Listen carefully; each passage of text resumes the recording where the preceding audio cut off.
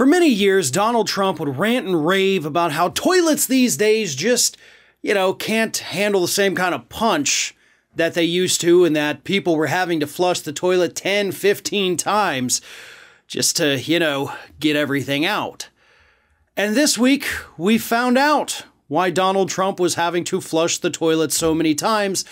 And unfortunately, that's a weird thing to say here, but unfortunately, it's not as gross as you may think.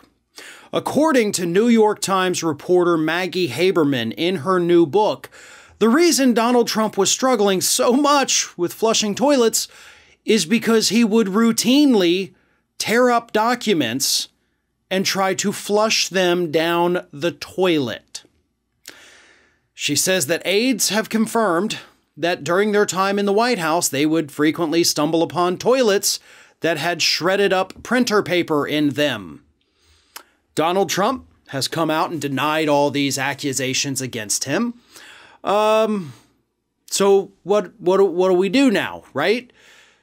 Donald Trump was allegedly tearing up his documents that he was required by law to save and flushing them down the toilet. All right, so let's add that piece of information to everything we've learned in the last couple weeks. 2 weeks ago, we learned that Donald Trump liked to tear up documents when he was done, and his staff would have to go back, tape them all back together to preserve them under the Presidential Records Act. Those torn up and taped back together documents have, of course, been turned over to the January 6th committee, and that is where we learned that he had destroyed these documents, but luckily the staff came back and saved them.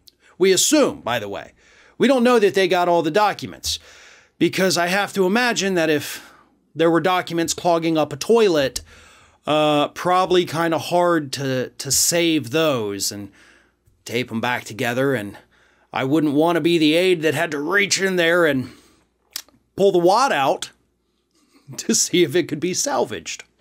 So this week, we learned, of course, that Donald Trump had stashed 15 at least boxes of documents, some that we're now learning may have been classified intelligence materials down at Mar-a-Lago. Another clear violation of the Presidential Records Act.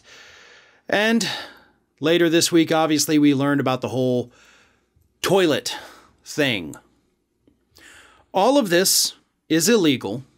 It may not seem like it. It may seem kind of silly to even describe it as such, but it is illegal. That's why we have the Presidential Records Act, and you can thank Richard M. Nixon for that. Came about after his administration for, as I like to say, very obvious reasons. Every single thing the President of the United States does in terms of documents has to be saved. If he pulls out a little sticky note and he writes "steak for dinner tonight, well done" on it, that becomes a presidential record that you are legally required by law to preserve. Again, seems totally stupid, right? But the law is there to protect all documents, big and small, important and unimportant. And again, as I've said God knows how many times this week, this law carries real criminal penalties, including several years in prison for violations, and the potential of being barred from ever holding public office again.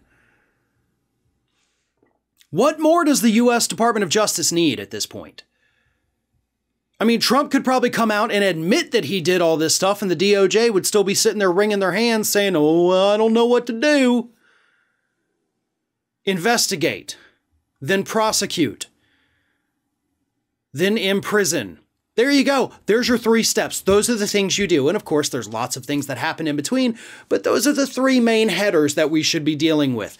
Investigation, then prosecution, then imprisonment.